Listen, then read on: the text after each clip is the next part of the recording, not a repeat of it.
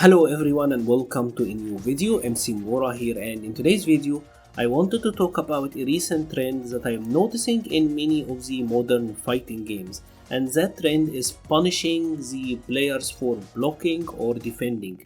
Fighting games in general are games of rock, paper, scissors. We have the attack option that loses to block, we have the block options that loses to throws, and obviously you get hit out of throws. So this is the traditional rock, paper, scissors. The idea I'm talking about is the fact that in many of the recent games, there is some sort of penalty for blocking too much. And I'm gonna start first with Street Fighter V, then walk you through some of the other modern fighting games to see how they handle this topic. Now, obviously, if we're gonna talk about blocking and forcing the opponent to block, no one is better than Mr. Positive, Mr. Bison. Let's take a look, for example, at Bison doing a block string. Like, we're gonna keep doing stuff like that, right? Obviously, he's plus after everything, so you keep doing side to axis. Alright, let's actually take a look at the situation at hand. Just by forcing the opponent to block all of that, notice that M. Bison built an entire bar of EX gauge, while Cammy built almost half of a bar, right? He built a bar and I will say like 10% of another one, and she built almost 60% of a bar. Now, what you will see here is that actually being aggressive and just attacking your opponent, this typically results in you winning the EX bar economy, right? And that EX bar obviously can be used offensively, like you can use it on attack like EX Blast.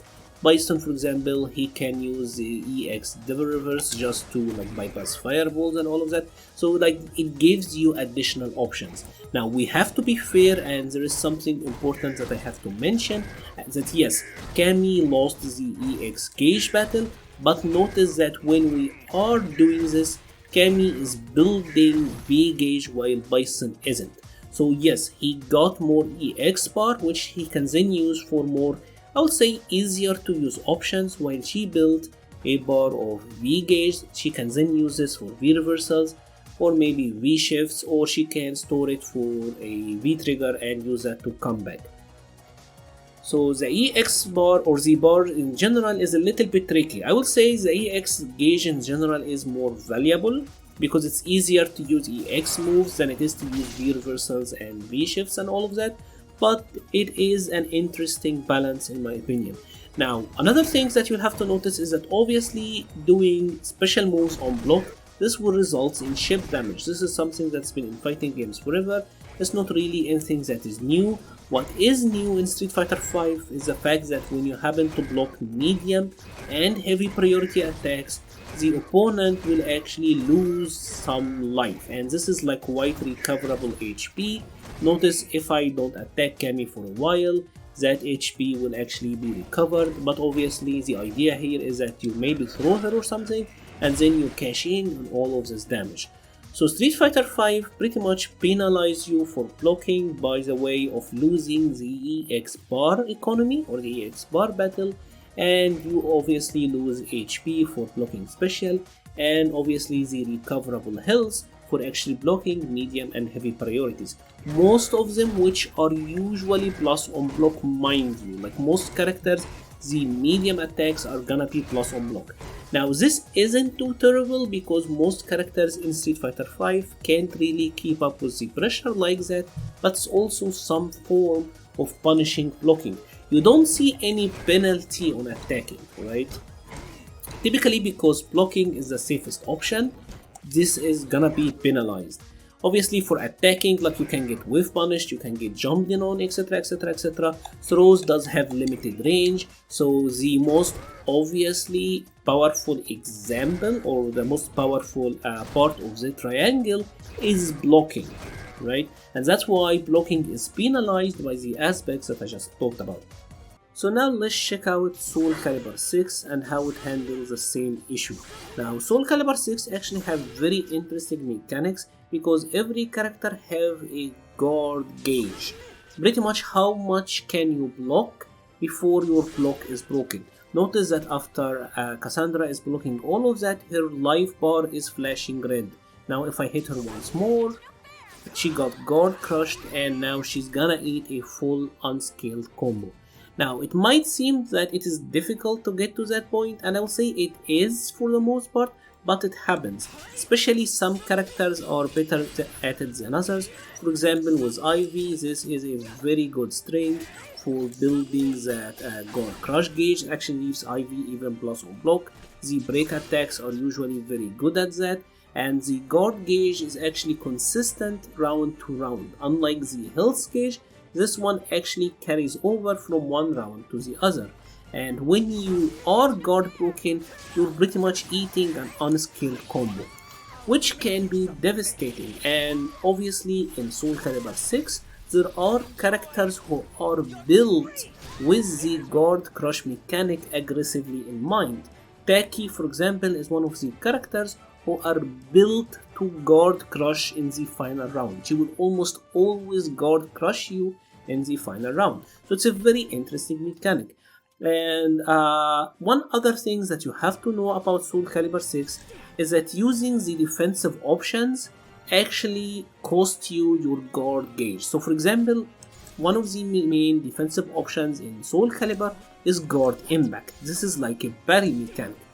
Notice if I'm spamming my parry, notice that Ivy's life gauge is now flashing red. The same for the reversal edge. This is like an armored attack, right? If I'm using my armor, notice that my guard gauge is aggressively going up. So even blocking or even parrying, even on a successful parry by the way, you are getting your guard gauge depleting. It is depleting pretty much, and when it depletes, you pretty much have to eat a massive combos. So for example, a character like Ivy, because she's kind of bullshit, actually she is my main character in this game, she can do a ton, like even from a full screen like that, she can get a guard crush and that will lead to a ton of damage. So Soulcalibur is a little bit punishing when it comes to blocking. Obviously, there is like some really big stages, movement are really good, but it is quite the harsh punishment, and like I said, some characters are built with this mechanic in mind. So let's now check out how Guilty Gear Strive handles the same topic. And first we were gonna attack the opponent, and just like Street Fighter V, when you are attacking someone, the tension gauge for the aggressor is actually building a lot faster than the defender. Now the difference here is a lot more dramatic, I would say, than it is in Street Fighter V. Notice she built an entire critical gauge or like tension gauge, while Soul is still at like 15% or so. So the difference is really big here. Obviously this can then be used for Roman cancels. I mean, you get that to combo out of throws. There are many applications where you get to use the Roman cancels, right? Like notice this was all out of a throw that we built because we were aggressive and we built our tension gauge. Now there is another very big element to Guilty Gear Strive, and a mechanic that I think many players may actually not be aware of its importance and how much it actually impacts the game. And that is the risk gauge. Now let's for example check out Giovanna. Her close slash, this knee, it is plus on block, right? So you're gonna be doing a lot of this when you are close to your opponent. Let's say here that we are doing a counter hit combo, and we will do something that is super basic, right? Like this is a super basic counter hit combo. This did 157 damage on Soul bad guy, right? Now here is something that is very important to notice. If the opponent is blocking, the risk gauge goes up. The risk gauge is the purple gauge under the burst bar, right? And notice how quickly it's actually building. Like even the close slash is dramatically increasing the risk gauge. And this, for example, this block string, this is something that's completely safe almost, because you can end it in the special kick. And that is building your opponent almost like 40 or 50% of the risk gauge. So what happens here? Let's for example check out an example of what happened if the opponent actually got hit here, right? So they are now have a lot more risk. The same combo did 210. We were at 157. we jumped all the way to 210, and look at how much damage Soul lost. Let's actually check it out now. I'm just gonna put the risk gauge manually. So let's say the opponent is gonna be at let's say he is at 80% risk, right? And we landed a counter hit combo.